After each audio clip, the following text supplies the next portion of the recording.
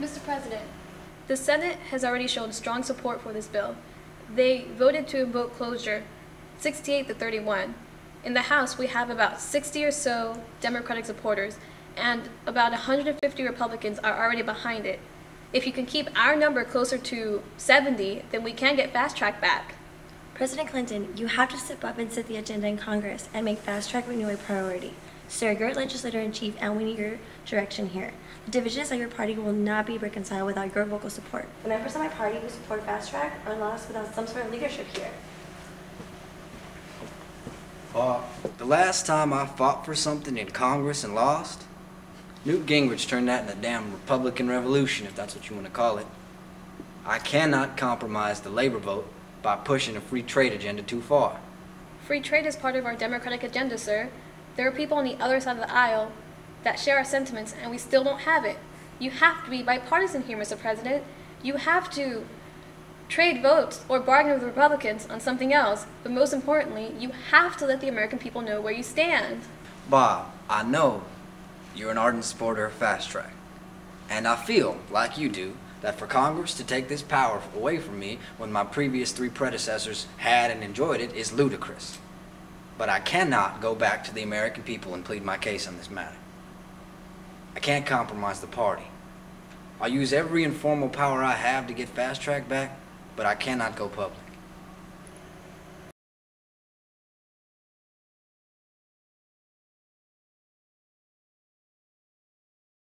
Mr. President, if your party could simply stand behind you and agree that its necessity of executive autonomy and negotiating free trade agreements with foreign nations is a paramount concern to the promulgation of free trade, then this bill would have already passed. But no, instead, they argue as whether or not there should be provisions for environmentalist concerns in there, or whether they should fund a safety net for domestic labor that is affected by free trade. The liberal environmentalist and the modern free traders debate these preposterous proportions in full knowledge that if they put either of those amendments in the fast track bill, we'll vote it down. You tell your boys to line up behind fast track authority with no amendments, or they'll go home empty-handed. Thank you for your time, Senator Brown. Senator Lott. Thank you. Bob, they're gonna vote me down no matter what I do. I'm not gonna end up with egg on my face like I did with welfare reform. You tell the Democrats they vote with their sincere preferences here. They vote with their constituents. Newt Gingrich, sophisticated preferences my ass.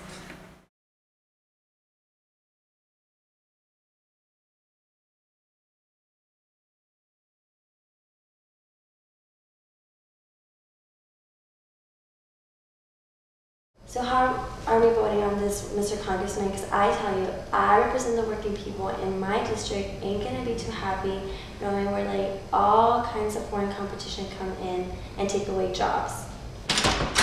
What about the environment? What about dumping laws? What about child labor? What about— We start at war! And if you don't give the president what he's asked for, the terrorists win. How does that make any sense? So I'm towing the party line on this one? It's your party and it's your president. Mr. Chairman, the House has already passed its own version of the Trade Promotion Authority. It's time for us to finalize our version so we can debate its merits on the floor. Oh, Trade Promotion Authority. Didn't they used to call this fast track like under Nixon? That was great for the economy, and OPEC still loves us. We'll go ahead and debate this real soon. Okay, Mr. Chairman, let's talk about this whole Trade Promotion Authority thing. First of all, we can't pass it without providing assistance for those people that are affected by this free trade bill. That bill will never pass the Senate without some amendments. It didn't pass in '97 with many more stipulations and checks and executive power than that, and it won't pass the Senate now. Now hold on just a minute. The House has already passed a bill, and I realize the same simple majority that passed it in the House won't be enough here. But how many concessions do you expect us to make? So if we set aside $12 billion for those workers affected, give tax credits for the health insurance for the people who lost their jobs, and add the Dayton-Craig Amendment that allows Congress to remove parts of trade agreements that are injurious to the U.S. anti-dumping or trade remedy laws. Sir, what is a trade remedy law? You see, I'm from Montana, and we ain't got nothing up here except miles and miles of the most beautiful country that you have ever laid eyes upon. There are laws to protect international business from lawsuits. You asked for them. How are you still the Finance Committee chair? Seniority, baby! We gave you the temporary assistance programs, the health care insurance, and the Dayton-Craig amendment stays in. If we make all those concessions, will you consider the Trade Promotion Authority?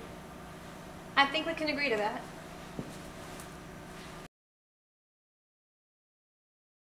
Look, Mr. Chairman, I don't think we can agree to all this concession. This bill is about Trade Promotion Authority, not relief for obsolete workers. Look, this bill won't beat a filibuster if you don't throw a Democrat something. This is not some sort of handout to workers who are obsolete. This is a temporary assistance program for people who have been hit very hard when their industries have been outsourced to the free market. These are hardworking Americans who need a safety net to help them get back on their feet. I have no problems with that, but you can't have it both ways.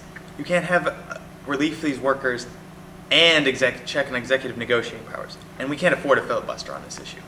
Wait a second. Y'all haven't said anything about child labor. Aren't we going to do anything about that? Look, I think I can convince enough free trade Democrats who wanted fast track for Clinton to give it to Bush if he can ensure worker relief and insurance amendments. If you give me enough votes to cover my Southern manufacturing Republican voting their true preferences, we'll give you temporary assistance and insurance.